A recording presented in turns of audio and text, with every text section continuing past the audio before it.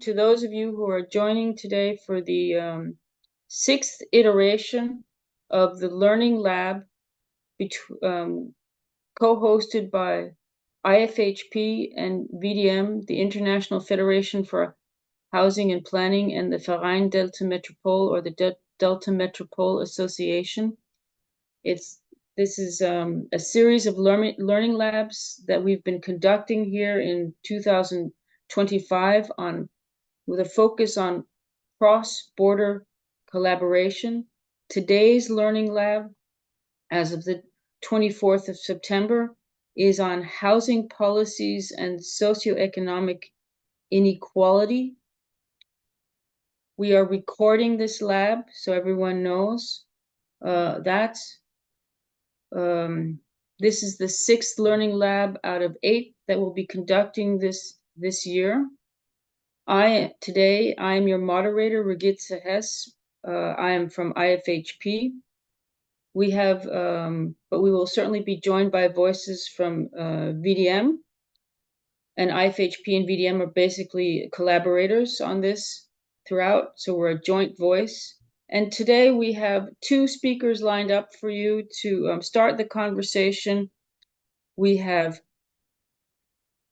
Barsha Shrestha, and we have Husam Husain, and we welcome them to share their insights on housing policies and socioeconomic inequality and what can be done to span the gap in terms of housing, ensuring that we remember housing for a vast, broad spectrum of people. Housing is basically the fabric of our cities. It's the fabric of human settlement. And there have been housing practices and housing concepts throughout time, but we find throughout the world greater and greater pressure on access to housing, affordability of housing, and what are the strategies and policies that are being exercised? Are they inclusive enough? Are we truly remembering to include everyone? As housing constitutes the fabric of human settlement, it should include all walks of life and accommodate all walks of life, including the vast differences there can be in socioeconomic levels and spans and reach. We need policies and practices that may close gaps, or may practices that may offer to house as many as possible and not let people fall through the cracks. And with this, I would like to welcome Barsha and Husam to tell us about their approaches to the provision of access and affordable housing, and what your findings are and what you've seen in the field. And please guide me to who would like to start first today.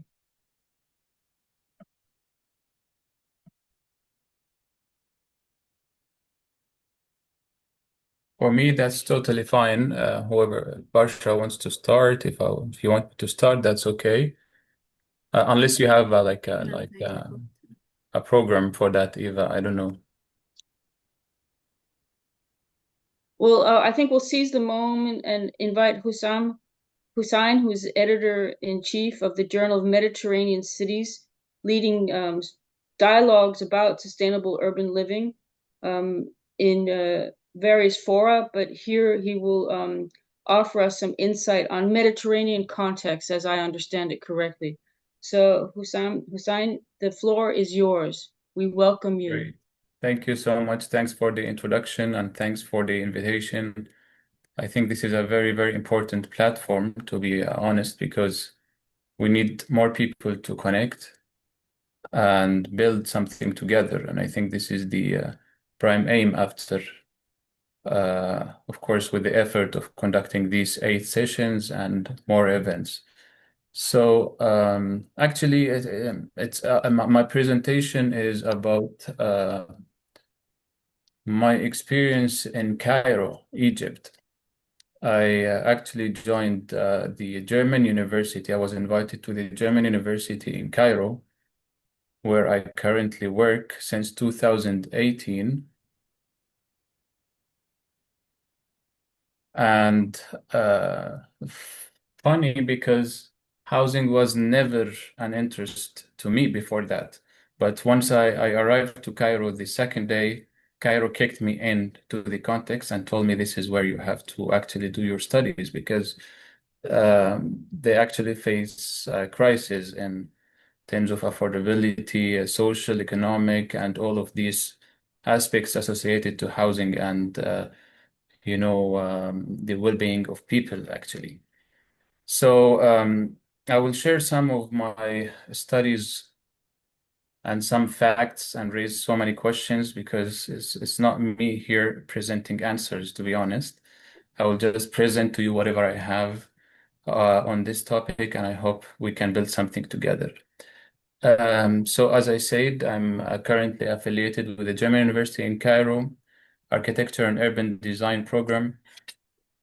And uh, I would like to start with a very funny thing because when I arrived to Cairo, I noticed that football is a very important cornerstone for all Egyptian people, yeah. But we all know that football is for all. The real question is housing really for all? Housing and football are fundamental cornerstones, in fact, in Egyptian life. But at the same time, football and housing, they always do cause conflicts, yeah? They both can popularize or embarrass ruler. They both can slow down or boost the economy. And we know very well what Aravena did with his social housing programs and projects in different countries, and what Laporte in Barcelona did with the team, yeah, till I think 2 or 3 years ago. And also, football and housing can both make or break marriage proposals. In fact, this is only to tell you that housing is social, housing is also money, and housing is political. But all of these three together are building cities. And when we say cities, of course, we have to talk about population rates.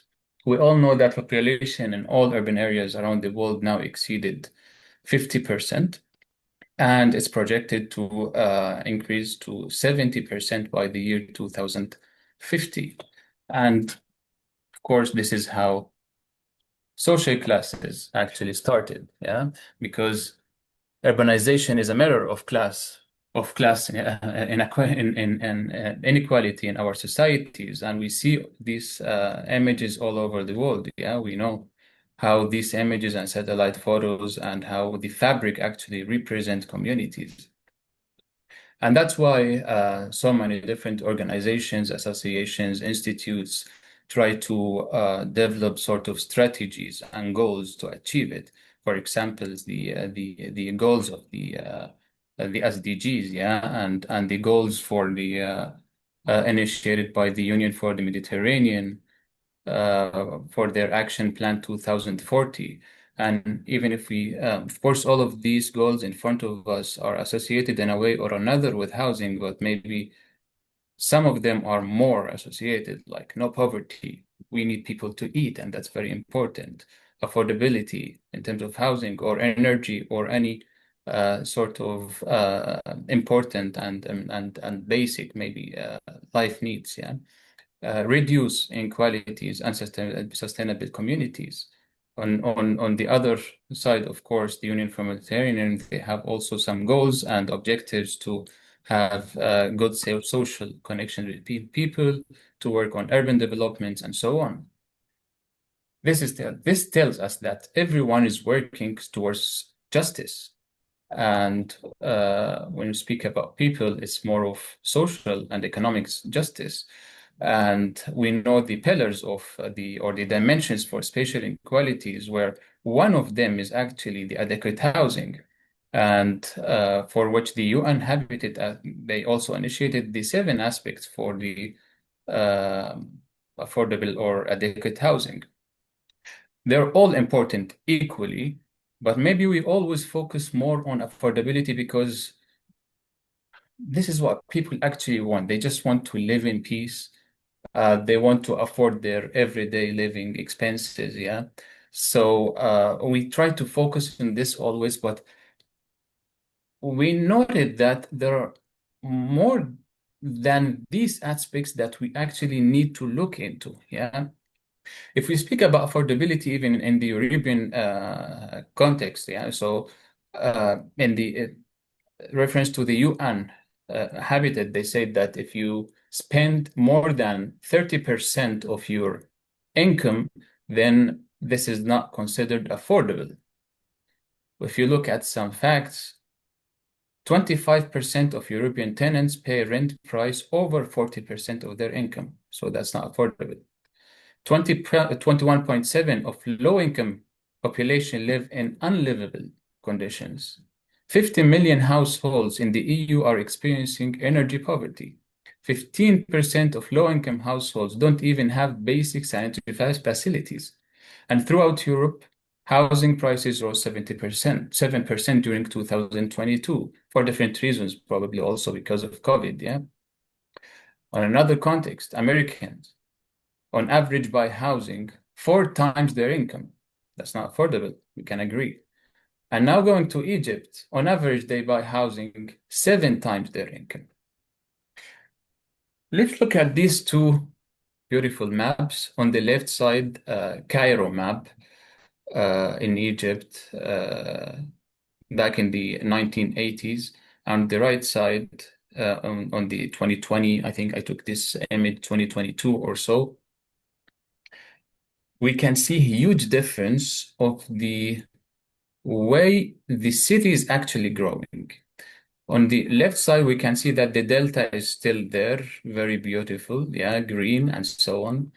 And the fabric itself, the city is building itself like just near around the Nile, where on the right side, its city started to expand towards the east. Let's keep this in mind. If we look at the population rates, yeah, in Egypt since the 1960s, we find very, very surprising facts. From the 1980 till 2007, population doubled. It doubled only in 40 years. And it actually doubled again in only 25 years, since 2007 till the 2025-26. This is a crisis, because we cannot control population, and hence we cannot control how we actually will accommodate these people. Now, the population in Egypt overall exceeded 112 million, and there is a growing rate, yearly growing rate of 2%. This means for every 100 million yearly, it grows with 2%, which means, for example, this year 102, the second year it will increase with 4 more, the year after it will increase with 8 more, and so on. That's a growing pace. Housing, therefore, is on the top of the priority on the agenda for the local government.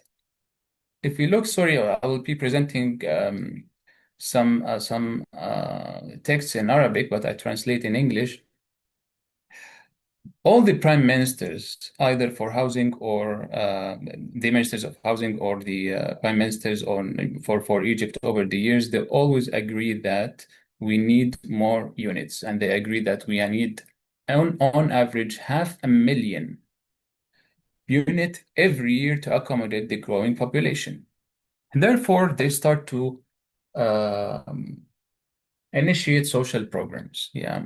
And in fact, in social program is not the only program related to affordability, because that's a big topic that probably needs another session. But in Egypt, it's commonly understood that social housing is where we actually, if you need to look into affordable housing, go and look at social housing programs.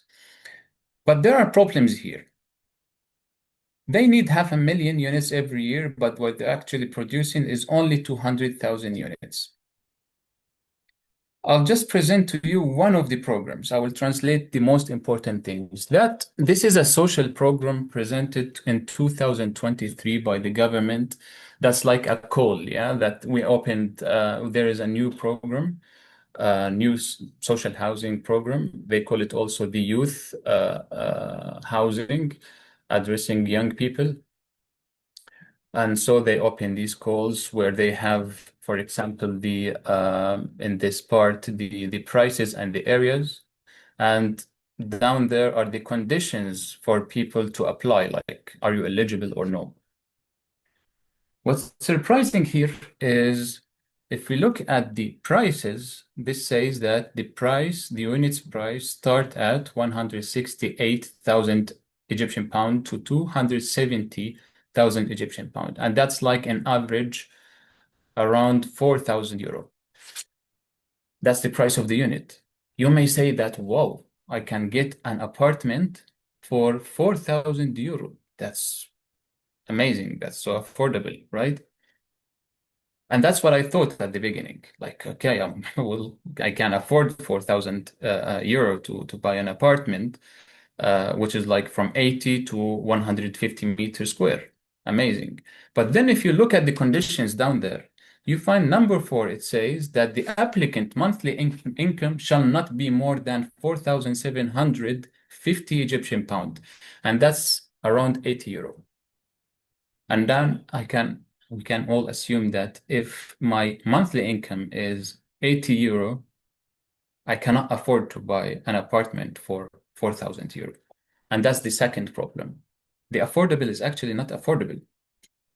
And the third problem then, as a result, large percentage of Egyptian workforce are not formally employed with contracts and insurance, because another condition also, you need to be employed.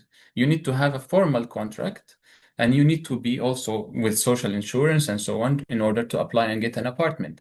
But most of at least 1/3 of the Egyptian workforce, they actually don't have contracts. They are like working on daily basis only to get their some money every day to buy their stuff. And then these people are not eligible actually to apply for these programs, and that's the third problem. And hence the fourth problem, higher social classes started to compete with the lower classes for the offered units, either to use it or most probably lease it for higher prices. And then accordingly, the prices increase. So this is the short story in few words, yeah? But then if we look at more charts, you'll find that this chart, trend of renting versus owning households since the 1986 to 2070, the indicators in orange or yellow is the owned apartment. And we can see that it's growing, yes, from 71% to 86, and the blue, the rented apartments, and it's decreasing. And this suggests actually three things. Either rich people are getting more richer so they can buy more apartments, or poor people are getting poorer so they cannot afford to get apartments. Or the third option, the third scenario is both together. 30% of Egyptian population, they are under the poverty rate. Under the poverty rate is not only related to money. They live in very poor conditions. If you look at the left side, this is the number of poor by population. If we look at the density charts here, and on the right side, this is the poverty rate. And you can see they're all centered around the center of the city. And this is also the percentage of people who have a private bathroom at home. So you will find that also lots and lots of people, they don't even have basic life needs like a bathroom at home. And this is in dark, the darker it gets, it means they have very poor conditions. And this of course reflects on the quality of life, because at the end, this is the result in some areas.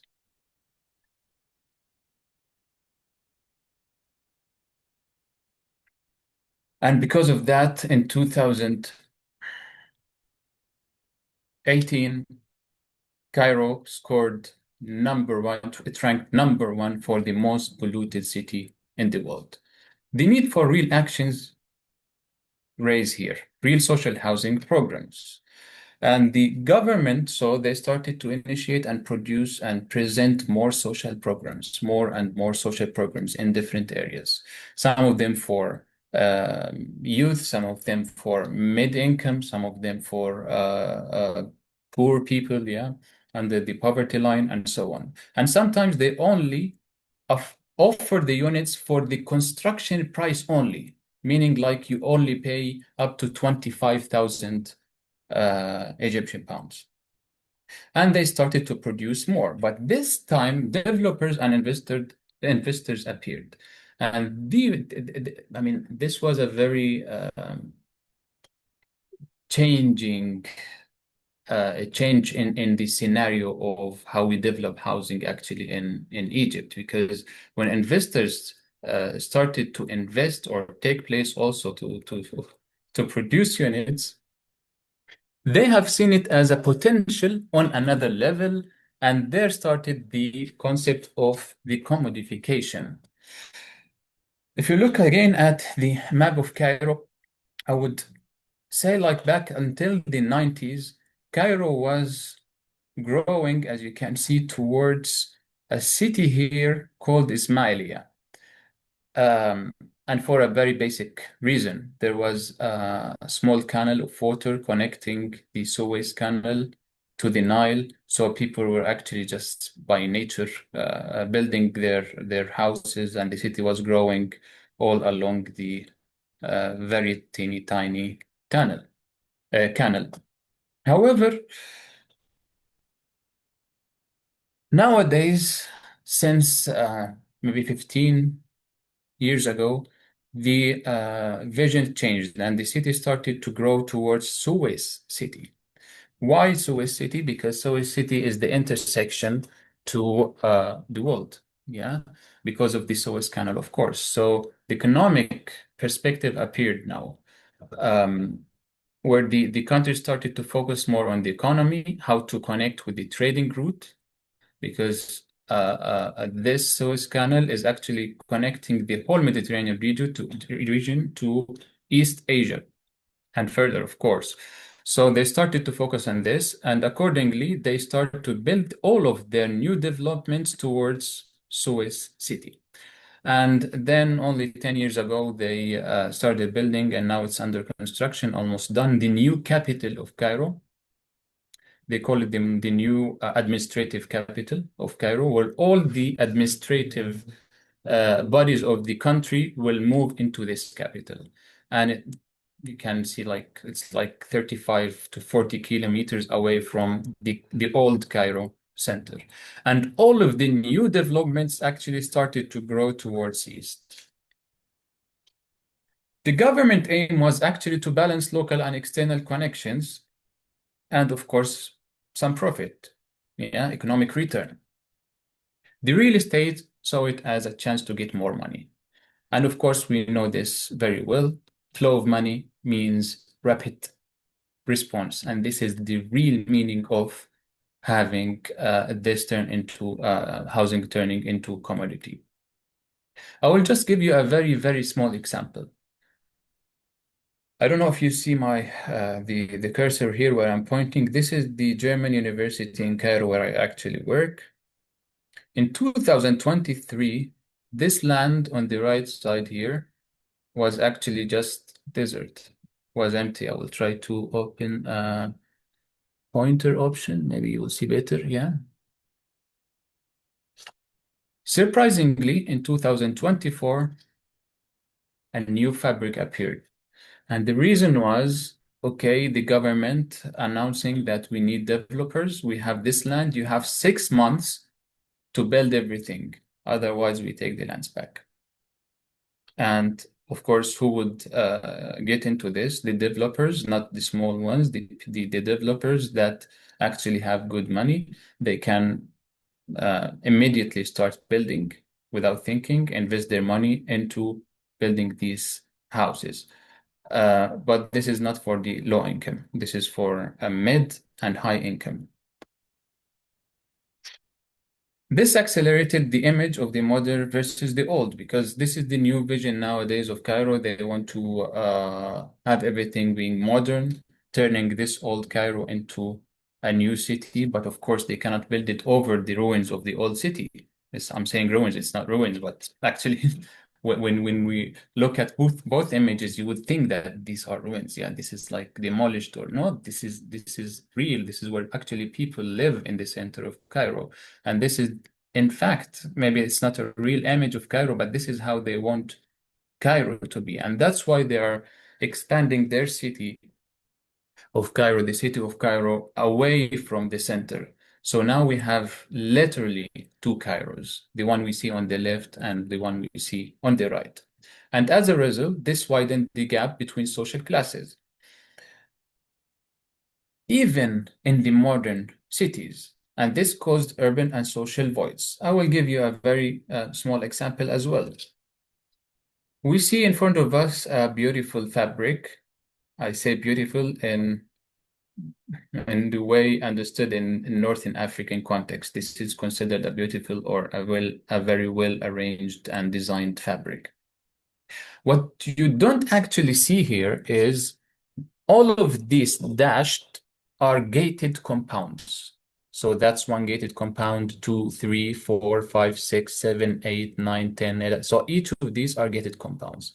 A gated compound basically means that this is a small community of rich people, of course, because whoever lives in a gated compound needs to have need to be rich here. So that's a community, another community, third community, and so on. In this, in front of us only, we have 35 or more gated compounds, and they are not connected at all. How is this result or impact the fabric of the city itself? This little land in the middle was supposed to be a green area, a park or some place for fun or kids or families together for this block. But with these gated compounds, of course, there is a wall here, there's another wall here, there's another wall here. So walls are actually blocking the access to the city. And of course, because all of the gates are on the other side for private accessibility and so on. But for these people living inside the compounds, this is what they actually have. This is real photos actually from some of the compounds.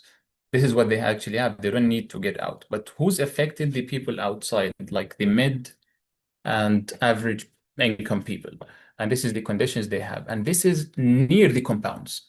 Yeah, so that's not away. That's not far from these images. These are just behind the walls of these communities. Yeah, and this is what they actually have outside.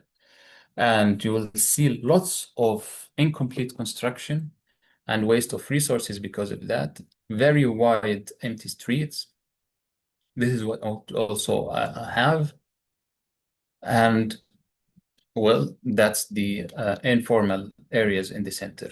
So there are like three communities, three cities in one city, literally. What we have now in front of us, people with very poor condition, people well having maybe good building construction, I mean good apartment building where they can live, but very poor condition in the surroundings, and people living in very beautiful areas. And of course, people living in these areas, this is the symbolic, of course, images of what they have. Yeah. So the economic actions and visions must really prioritize the crisis in Egypt. From my role as assistant professor here in the German University in Cairo, teaching actually housing courses, what I did, I thought, okay, let me put my students into this context and see what they will produce. And over the past 3 years, I sent more than 600 to 700 students to ground. I designed the course. I tell them, look, you're going down to the city in all different fabrics, all different areas, poor, low income, average, rich people, I need you to give me some results. And I built the syllabus on the 5 principles that were initiated, I think, by the IHS, if I'm not wrong. The availability, accessibility, affordability, acceptability, adaptability. Not to test these, but to ask people what they think of these. Yeah. And of course, besides the 7 aspects of adequate housing, these are some of the results produced by students where they go to the city, to different areas. They analyze the block, they analyze the building, the apartments, the areas, talk to people, and try to understand how people actually understand adequate housing. What is adequate housing for them? How can we make actually adequate and affordable housing to them? What are the needs? Yeah, because when the government or developers start to initiate these programs, they don't really take into consideration what people need. And this is the aim of the course I'm teaching. I need to understand, and I need to put students into the context of their city to understand how people live, what they need. So then when they become architects or urban designers tomorrow, they know how to design for people. These are also some other results of the students. Surprisingly, the responses from the community was really, really surprising to me, because it showed us that they understand very, very well how the city run, how the economy run, how to build better cities or better housing programs and so on. So even very poor people living in informal areas with maybe average or very low level of education, they were speaking about mixed housing developments. They were speaking about the inclusion of informal areas, the maintenance of the areas, the how to engage communities, the cultural sensitivity, which is the one of the aspects related to the cultural adequacy, the subsidized housing, the affordable financing, and the income-based rental models. They were actually sometimes speaking or sharing their vision about how to build the models for rentals, and actually to involve informal areas instead of expanding. Let us first upgrade our informal areas and then think of how to expand our cities. So the results actually were really surprising. Yeah. To take this also a step ahead, we started with several connections. We designed 2 workshops with the IHS of Erasmus University Rotterdam. Actually, this year, 2025, we organized 2 workshops together. One of them was in Cairo. Probably you know Alonso Ayala. We worked together where he joined us here in Cairo from the IHS, and we designed a workshop. It was adequate housing principles and practices, where again we did the same thing with students and so on. Another one was only a couple of months ago in Berlin, where we also took some students with us from Cairo, joined from other students from Germany, and it was more about the inclusive communities. What is the meaning of inclusive communities and how to build better housing. I also try to connect with different institutes, like from the UK, from Turkey, where I'm now associated with this conference, Turkey, every year, running one session related to housing and trying to raise these problems, not only in Cairo. Cairo is just a case study, but there are problems all over the world. I also presented these facts in AGIA, if you know, the Arab German Young Academy, where I was invited last year to give a lecture in Germany. 4 or 5 years ago, we also initiated the Journal of Mediterranean Cities, where one theme is focused on communities, and currently working on a book which hopefully will be published within 1 year, about layers of Cairo. And now I'm presenting all of these together to all of you, not only to present it and feel like sad or bad for Cairo or similar context, but actually because we need to take some actions. Because yeah, life is not always beautiful. There are people who need help, and I'm here also to present this to maybe build more connections and build some actions all together. Thank you so much. I know I took maybe longer time than what was expected. If you just scan this QR code, you get my contact. I'll be very happy always to connect with anyone. Yeah, especially, of course, uh, thanks to you all for who organized this, initiated this yeah, platform, and let's build something together. Thank you so much. Thank you very, very much, Husam Husain. This was really a profound example of collaboration across borders, the way you wrapped up the presentation, and you raised many issues that I think are very well worth a further discussion, and also further interactions with our networks on behalf of VDM and IFHP. But in lieu of time, it's not to dismiss a conversation, but in lieu of time, I would like to invite our next speaker, Barsha Shrestha, who works with UNOPS and on with projects such as the Cities for Women in Nepal, and who has various roles in the UN system, including UNDP and UN Habitat and the World Bank, beyond the UN. And I would like to invite her to give her presentation on housing, post-disaster housing, resettlement, and heritage. What I would like to invite everyone to think of, reflect on what we've just heard, and reflect on, and then listen into what Barsha has to say, and then we will have some time for conversation at the end of Barsha's presentation, allowing for questions to both speakers. So Barsha, the floor is yours. Thank you so much. Am I audible? You are on, and your presentation is on. Okay, thank you so much. Hi, everyone. I am Barsha Shrestha. I'm an architect, and urban planner, and today I'll be presenting a part of my research PhD, and I'll be presenting on the topic housing policy and its influence on post-disaster resettlement outcome.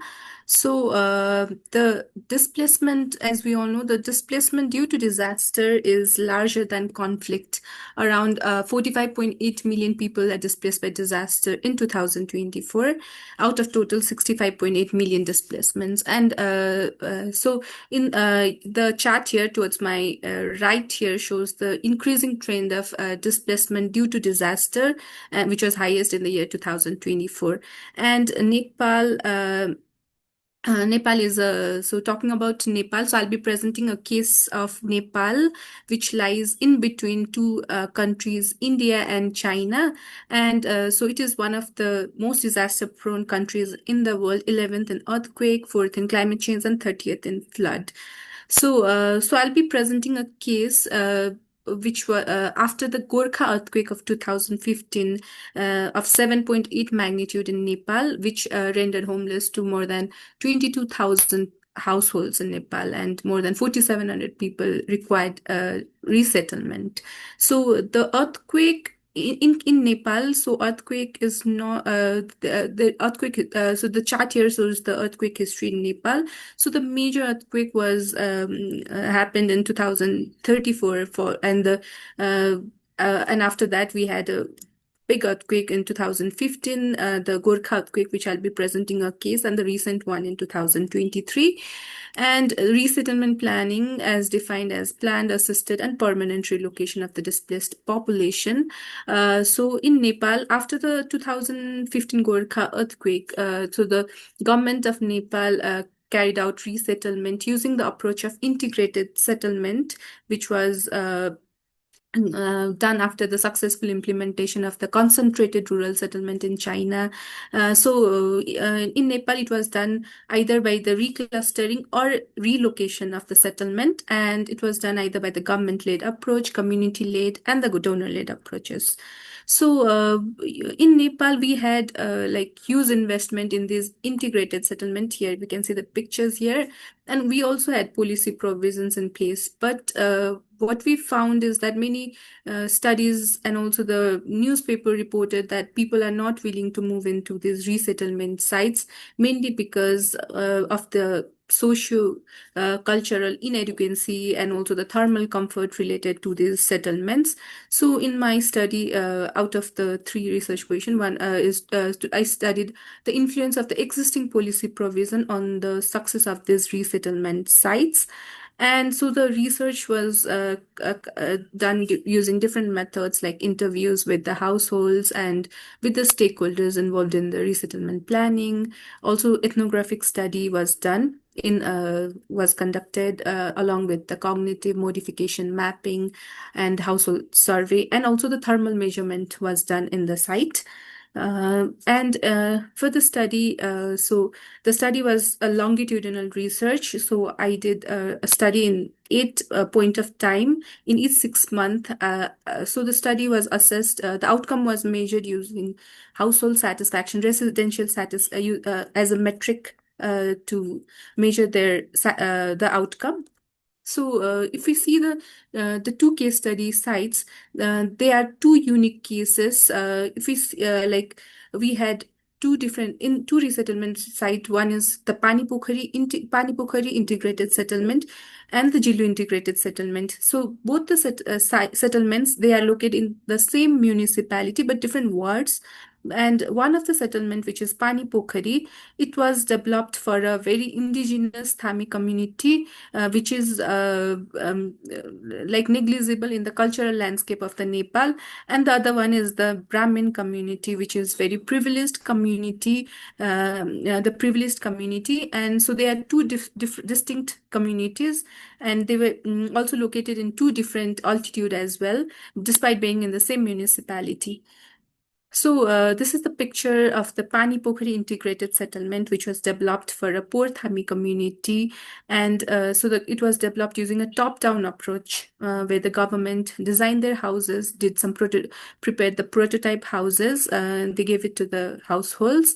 And it was first developed for the 84 households, and then the households decided not to resettle, and only the finally 57 households they decided to resettle. The map here shows that the present occupancy of the household in the Pani Pokhari resettlement site.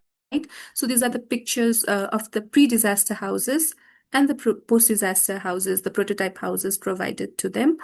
And so this is the second case study area, which was developed for a more privileged community, which having political access and also access to resources. So it was developed for the 70 households. And if we, these are the pictures of the privileged community, and the pre-disaster houses and the post-disaster houses. So talking about the policy provisions, so Nepal actually it lacked pre-existing policies and institutional framework. There was no institutional memory because there was a long gap in the earthquake. So it led so because of that, the reconstruction was given priority rather than the long-term resettlement planning. And also the government, they emphasized on the speed over quality due to the urgency. And due to this, they also for the urgency, they also implemented resettlement using integrated settlement, learning from the best practices of China. So and in my research, so done so the stakeholders, around 62.9% stakeholders themselves revealed that the policies are not there are ambiguities in the policy, and also the households, especially the poorer community, they were also very unsatisfied with the policies. And also here we can see that different policies, they were prepared, but the policy of first, the relocation policy was introduced after 2 years of the earthquake. So there was a significant gap in the formulation of policy itself. And only in 2017, they again revised the policy, and the final integrated settlement development policy was then it was formulated in 2018. So this shows that the policies were very unclear, clear even among the policymakers. So they were mostly formulated reactively rather than strategically, and also they were very ad hoc, and they followed mostly trial and error path as well. And so the policies, the success of the policies were measured in terms of the residential satisfaction. So we can see here the community where bottom-up approach was adopted. The resettlement from 2021 to 2020, residential satisfaction increased to 3.34, whereas in case of the poorer community, it further decreased to 2.3. So it was mainly influenced by the different socio-economic context were not considered during the design and also planning and design phase, construction phases, and also community due to the lack of community participation as well. And so here, to dive deeper, different factors were also assessed. So what was found is so the thermal comfort and also cultural appropriateness, housing design were relatively they were not contextual. So and also the household in Pani Pokhari, they revealed lower satisfaction. And Jillu, which is a higher privileged community, they showed higher satisfaction, and so they are and continued residence in the particular resettlement site. However, the household in the lower in the Pani Pokhari, they showed lower satisfaction and also partial abandonment. And so talking about the housing design itself, so the residential satisfaction, it decreased from 4.67 in 2021 to 2.09, and in Zillu, so there was only little decrease in the satisfaction. So the major reason was that in terms of Pani Pokhari, which is of low income households, so the committee and also the engineers, they instructed the household to design like the prototype designs, and they did not consider the rural livelihood of the households who were more dependent on the livestock and agriculture. So they were not considered, and they were more given the resort looking like. So the aesthetic was given priority. However, in case of the Jillu, so the community, they had access to resources, and also they were politically connected. So they designed in fact, they discarded the house that was given by the organization, the same organization that provided house designed to the other settlement. So they discarded the design, and they designed the houses which matched their lifestyle and the needs. So there was although the policy had also it allowed flexibility in the housing design. Either they could select one of the prototype design or the custom design, but it should be use the earthquake resistant technologies. But the designers, the engineers, they misinterpreted the policy, and so they focused on the prototype and the uniform looking houses. And also, if compared and while comparing the community participation in the two sites, the households, the poor income households, they were not included in the decision making processes, while in the privileged community, there was a robust iterative consultation. In fact, the meeting minutes showed that there were around 118 different meetings, negotiations. So because of that, there was a high level of satisfaction. And also talking about the socio-cultural appropriateness of the houses that were given to them.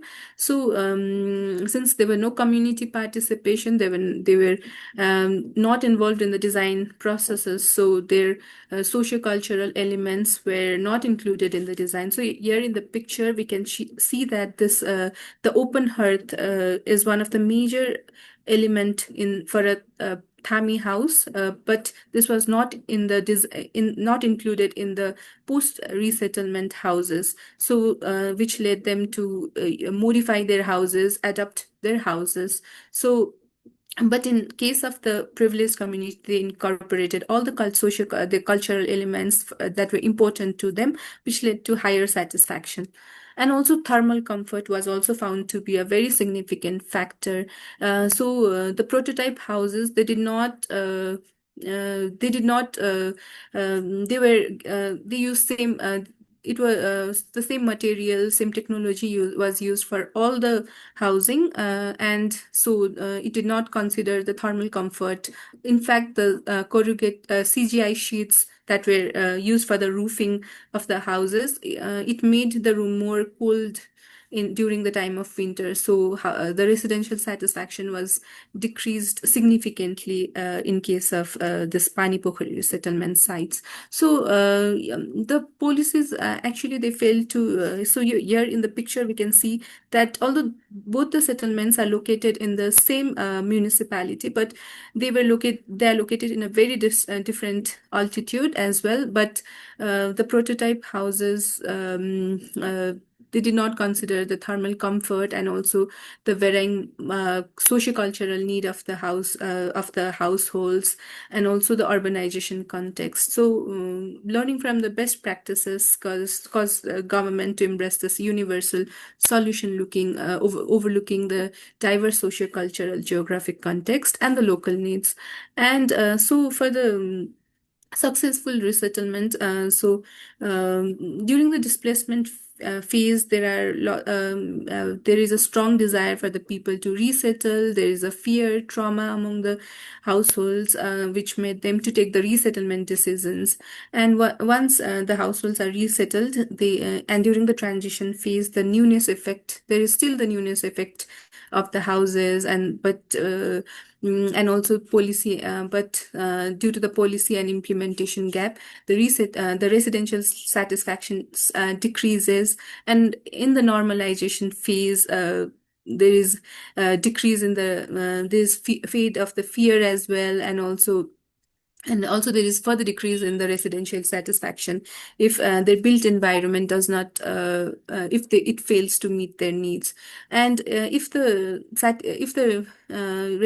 residential satisfaction further decreases, then the people, they decide to move or move to their formal settlement or abandon their settlement, leading to resettlement failure. But with the flexibility in design, modification, adaptation, there can be a sustainable resettlement. So with this, the study concludes that the success of the resettlement outcome, it extends beyond top-down technocratic recovery model that emphasizes on speed, uniformity, and cost-effectiveness.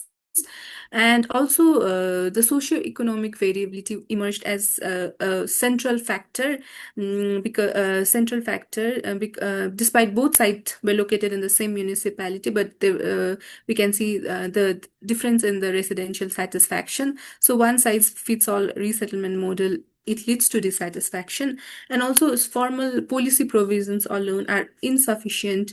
It also depends on the political dynamics, informal governance, socioeconomic constraints, and bureaucratic fragmentation, and also the limited capacity of implementation agency for a country like Nepal.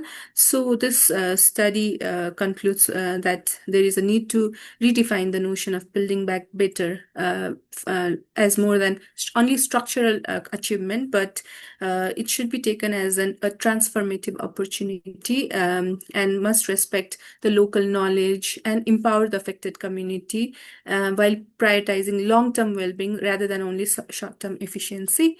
So here I would like to end my presentation with the pictures of my field visits. Thank you so much.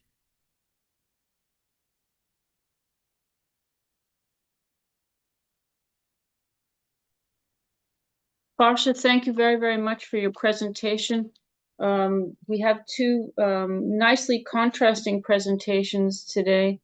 I would like to just highlight some contrasts, comparisons, and then hopefully open for discussion. IFHP as an international organization does have connectivity with various UN agencies. VDM as a more regional entity organization is looking at the same questions but on a more regional basis. So it's very interesting to have Barsha's work being represented far afield, working with international agencies, but with a very local case as an example. It's very interesting with Husam's focus locally in Cairo, but also having an international reach that extends back to some of the universities that are close at hand, to where VDM and IFHP have our headquarters. Our reach goes far beyond Rotterdam, but it's interesting that there are these cross connections. But to bring up some topics rather than connections, I find that, Barsha, of course, your focus is dealing with disaster and the shifting of demographies due to disaster, where, of course, Husam, talking about Cairo, you're talking very much about dealing with demographic shifts, that is growth. And where is the settlement and the resettlement taking place? The settlement, the new settlement, but the also the rehousing going on in Cairo, where, Barsha, you give us the example of resettlement. Both of you talk about community engagement, and what is so important is listening to the experts on how they live and what they need. And both of you, in your tables that you showed that there were many very valid questions that were being placed, but are the powers that may be really taking a strong and decent look and listening to the experts, as in those, how they live, their lifestyles and their needs. And I commend both of you in your work for these this insight, this practice, these structures that you've set up to better elucidate what are the residents or the inhabitants' needs and their lifestyles. And how does one match housing needs and housing lifestyles, either building anew or building back? And I think both of you raised some excellent questions, but rather than me just interpreting, I would like to open the floor to those who are present, and also to Husam and Barsha to elaborate, respond, ask questions. I really would like to open the floor, and we're not that many people, so anyone can just open up their mic and place a question. I will do my best to moderate.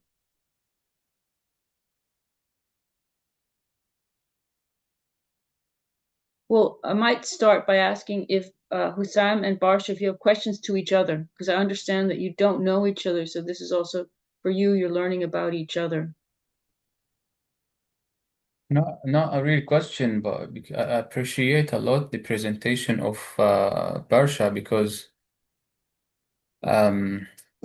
actually we need these kind of studies more and more, even in the context. Yeah, she presented like a disaster, yeah, but what's happening also in Cairo or in Egypt in general is also disaster, but on a different level, yeah, in a different way.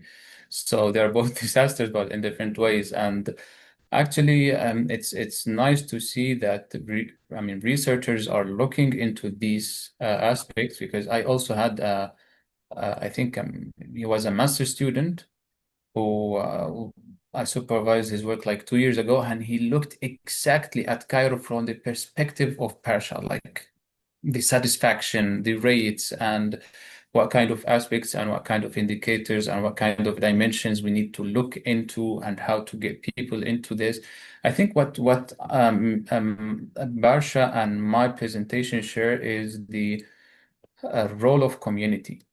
Yeah, like one of the really prime points is the role of community and how to put people back into the decision making. I think who you raised your hand. If you want, Sarkar, please. Yes. And Krita, please. Yeah. Thank you so much for the presentations, Husam and Barsha. This is really, really inspiring and insightful to hear the work that is happening in both the places. I relate to it very much. I belong from India, but I'm working now in the Netherlands for the last 10 years. So I also see the contrast between the European side and the cases that is happening in different places. I have maybe questions, two questions, but it could be answered by both of you in some manner. So Hussam, in your presentation, you already connected a lot of statistics between Europe or the broader cases with Egypt in terms of the challenges.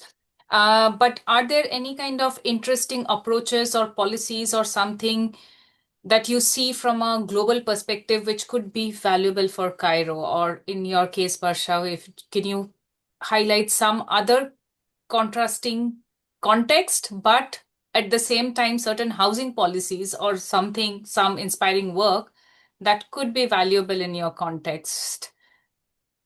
And maybe the second question, already both of you talked a lot about the community, but also the typical stakeholders, to be very specific, the government and agencies, the developers. But I'm interested to know if you have observed any unexpected or any non-traditional stakeholders who are making significant contributions for this housing affordability disparities. Have you come across anything? Thank Okay, you. I may start to, I wouldn't really answer, but I would reflect on this, yeah, from some of the little experiences I had. Actually, my aim when connecting to other universities or institutes or other countries is not really to, it's mainly to bring back this topic on the table, yeah, because Yeah. for some time we kind of skipped it, yeah, or jumped over it. And of course, there are lots of topics that are and problems that are really important to look into. But whenever I talk to anyone or try to get into like a practical solution for this, because we don't want just to stick into theory, yeah, and research. We need some real actions, yeah. It all ends up speaking about money. Yeah. And yeah, this is the main problem. Even, yeah, like back like 6, 7, 10 years ago, getting even small grants and funds to do like very little interventions to raise awareness, no more. Now it's almost impossible. Like the vision of the decision makers probably has shifted to some other agendas for some reason, and we are really struggling. I mean, we cannot. I mean, speaking frankly with you all, yeah, I do all this research for years. I'm into this topic, and I talk to people. I appreciate everything. I teach this. I also learn from it. But at some points, I feel exhausted because I cannot just keep, yeah, like stacking researches over one another and without like doing any little action for the people. Because only 3 days ago I was in another city in Egypt. We were with the Ministry of Antiquities and the Culture, and they were like, okay, you're here to study, you are here, but please show us something that you're going to do. And I just, I just smile to their face and say, sorry, I don't have fund. And this is one of the biggest problems we face. In this workshop that we had with the IHS in April, and it was in April in Cairo, we invited as a speaker the former Minister of Housing. He's a very decent and honest man. He said, look, we cannot fund, we don't have money. We cannot ask people what they need. We can, like, he was like very, very honest. We cannot just engage people because we need to build very fast and we don't have time. So time and money is everything nowadays, and it's blocking lots of initiatives and lots of actions. This is all I can reflect on what you've said. And maybe just to mention one thing, particularly I'm interested to know more about the, let's say, the corporate or the private parties be involved in such more as a social responsibility for such a spatial justice or such initiatives. Are there any participations from the private side that you are seeing, or are there any initiatives or any kind of regulations pushed towards them?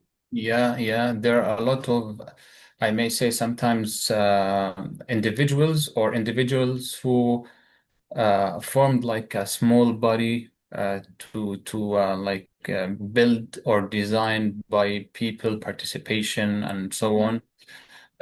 They also always find the same problem. You can look into two very nice offices in Egypt. One of them is called Takwin, and the other one called Hangover Office. They do beautiful work, but every like many years they get one project because also they don't have fund. They cannot just fund it themselves. I understand. Thank you so much, Husam. No, I leave it to Parsha. Sorry, Parsha. Thank you for your questions. So I also second Husam here. So in case of Nepal, also time and money was definitely was an influencing factor in case of Nepal as well. And so talking about the interesting approaches that the other countries have adopted. In Nepal's case, what I believe is that the government, they actually learning from different approaches in different countries, like the in the reason within the same region, like India, Pakistan, and also China. So the government, they actually learn from those approaches, and they were trying to implement it, but it was not, in case of Nepal, it was not actually very contextual. But in what was found very interesting after the earthquake in India, after the Bhuj earthquake as well, the livelihood was considered during the planning as well. But in case maybe the government, it failed to consider the rural livelihood Yeah. in case of Nepal. Like they are mostly dependent on they don't, in the design, the plot size was so small that they cannot even grow their crops and all, and there's no market in that settlement. And also for the livestock, there's no they have to go back again to their former settlement. So that was major reason for the people to abandon the houses that were provided to them for free. They have in fact abandoned the houses that were given to them for free.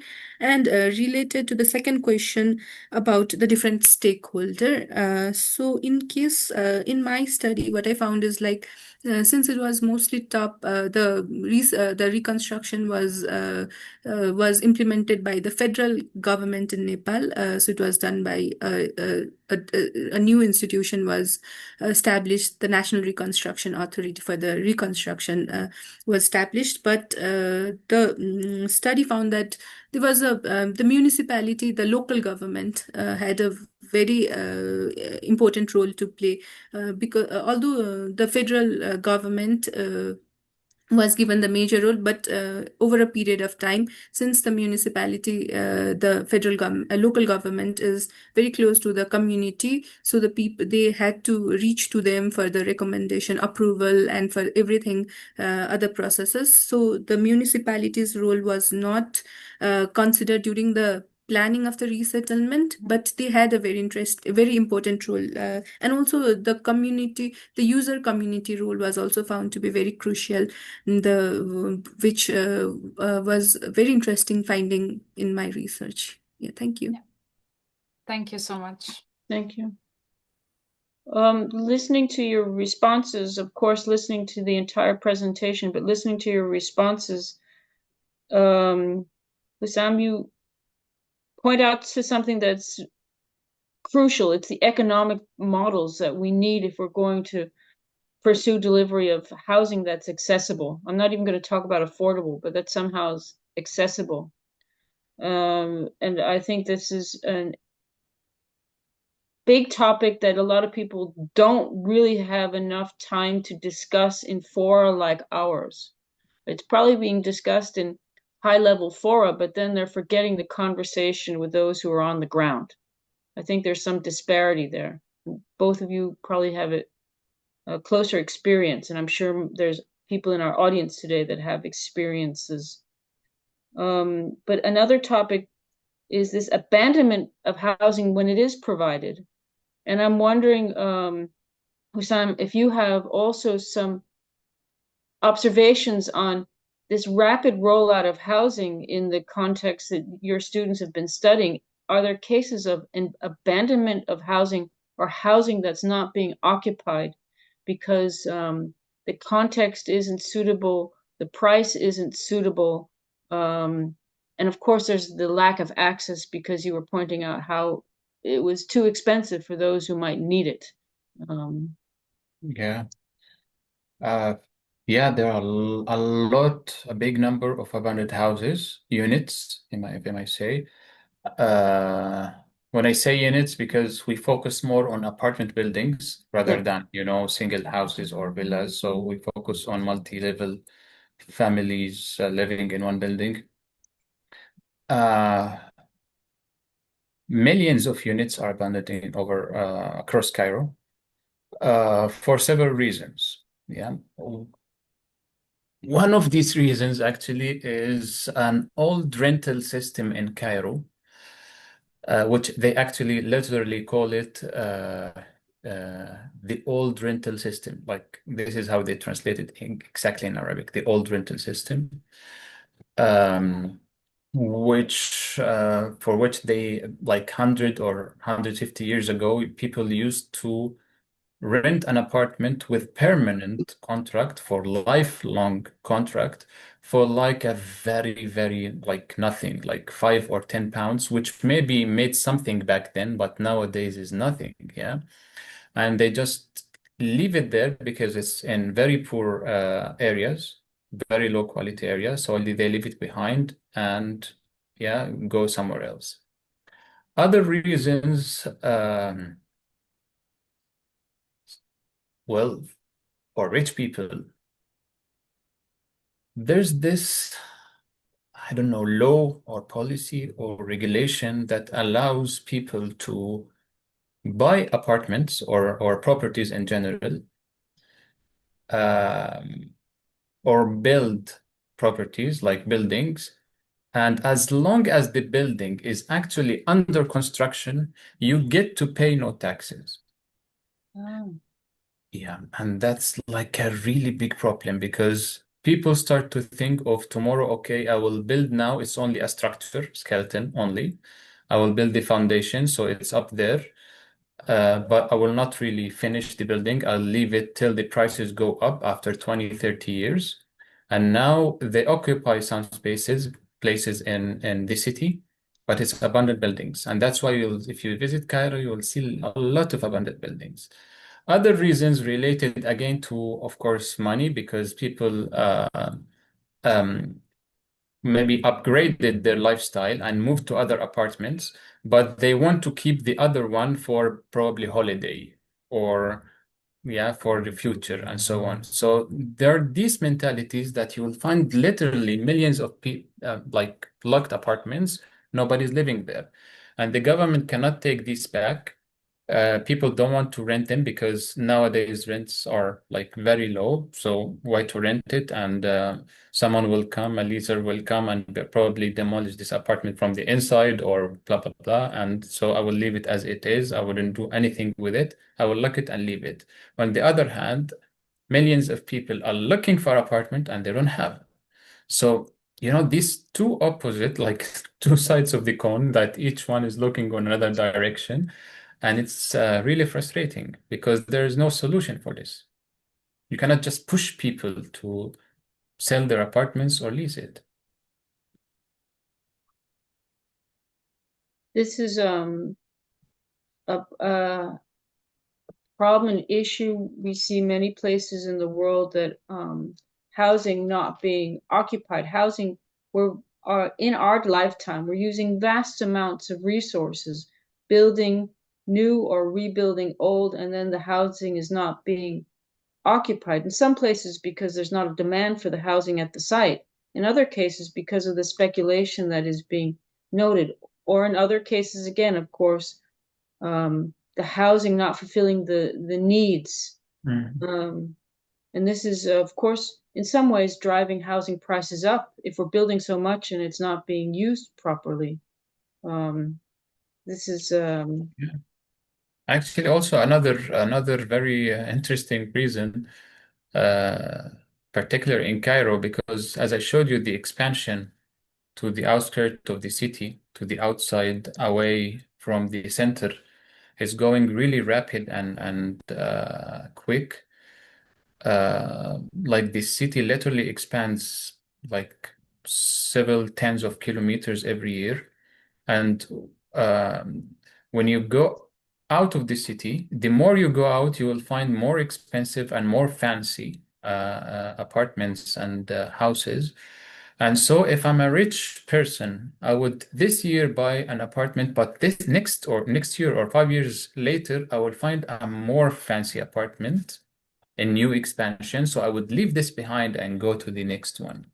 So you'll find rich people having multi apartments, several houses, villas, apartments, and so on, but leaving it behind. They just don't find or see the need to rent it, to lease it, or sell it because they don't need money. They just try to upgrade their own personal life over the life of others. And I'm sure this probably you can see it in also so many different cities around the world.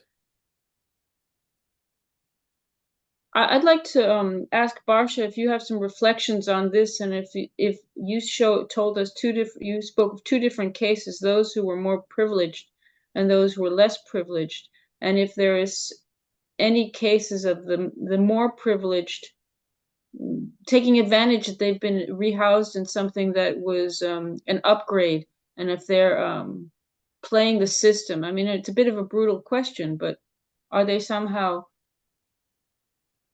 leveraging this better real estate that they've moved into? In case of the privileged community, actually, they have what they have done is they have actually expanded the houses because the government provided them some grant amount in different tranches. So to take the amount also, it was very interesting to find that to get the higher amount, they have in fact registered as double beneficiaries so that they can get greater amount and build a big house. So they have registered due to some uh, loopholes in policies. They have in fact registered as double beneficiaries in Nepal's cases, which has led to the construction of two houses, the same household. For example, if a father, because in Nepal it's like a joint family, and if a father, so they have splitted a single family has then divided into two or three households. So like father and the son, so they have registered under three different families, and they have taken multiple grants, and in this way, in fact, this has more talking about instead of the single house with the kitchen garden and the other storage and other, so it could have been done in that way, but they have built smaller houses in a smaller plot. So this is what has happened in Nepal. Oh, thank you very much. I can understand the motivations to get the most possible. I can understand the motivations both from the Nepalese context and for the Egyptian context. And nor do I believe in total regulation of all things at all time, but it's how do we work the balance so that enough people are provided with what they need. It will always be an ongoing issue and struggle. We have only a few minutes left. I would like to ask if there are any other questions from those who have remained for the discussion part. I just was wondering, Barsha, did you try to present the results of your PhD as probably guidelines or something to some decision makers there? Did you try to reach or? Thank you so much, Husam, for your question. As a guideline, I've not done it as of now, but maybe I can think of it. Is this something doable there? Can you actually? It is possible because after the Gorkha earthquake of 2015, so the National Reconstruction Authority, it had a tenure of 5 years. And after the end of the tenure, now a new institution, a permanent institution has been established in Nepal, which so maybe and they are looking for the learnings and also from the past earthquake, because in Nepal, as I just presented, that the learnings and there were no policies in place before the 2015 earthquake. So they are trying to document the learnings, findings, and since Nepal is one of the most disaster-prone country in the world, maybe they will be interested. But maybe, so I think I will think of considering it. Yeah, are these two cities you presented, are they the most critical cases there in Nepal? Yeah, actually, these two case studies, these two cases are actually they are been touted as one of the best example of community participation and one of the successful cases as well, and also the district where these two these settlements are located. It is one of the most disaster-prone country, the districts, and so it is. So there are cases of landslide, floods, and other disasters as well. Mm. I'm greatly appreciative of this discussion that you're having back and forth, helping to highlight more information for all of us who are present. I'm going to take this opportunity to begin to wrap this up, this conversation, today's conversation, but we are going to continue with learning labs, and we hope to see you back in future learning labs where we can continue these unfolding what you shared with us and sharing it with others. As said, this learning lab is, as the others, is being recorded, and at the end of our sequence of 8 learning labs, we are going to work on a report of the findings, and we're going to continue working on cross-connecting. So I would again like to thank both of you, both Barsha and Husam, for your contributions today. It's been very thought-provoking. We will bring it back to our thank you for those who attended today.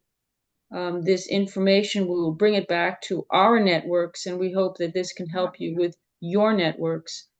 And we have a new learning lab, the 7th iteration, coming up on the 29th of October at the same time. And the focus of this one will be planning crisis, quantity or quality in terms of housing, but planning and housing go hand in hand. And we welcome all of those who are present today. We welcome our distinguished speakers to join on the 29th if you can, and or at our future and last iteration of the Learning Lab, which will be number 8. But you can find information about this on the website. So with this, You said 29th of September? Said 29th of October. October. Okay, yeah, because I thought you shifted to Monday. Okay. No, Wednesday. 29th, Wednesday. Wednesdays are good always. Yes. And maybe just last thing, Husam and Barsha, we will be collecting these information and trying to catalog these different inspirational projects towards the end of the year. So we will stay in touch. Thank you so much for the inspiring presentations. Thanks a lot to you. Thank you so much, everyone. Thank you, everyone. Thank you very much. Great. Thank you. Have a good day. You too. Thank you.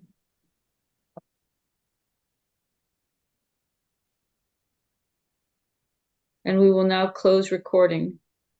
I'm just reading. There was someone writing a comment.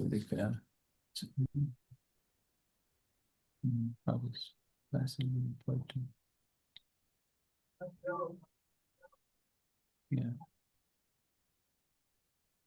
Thanks, Martin. Thank you. Okay, have a good day, everyone. Okay.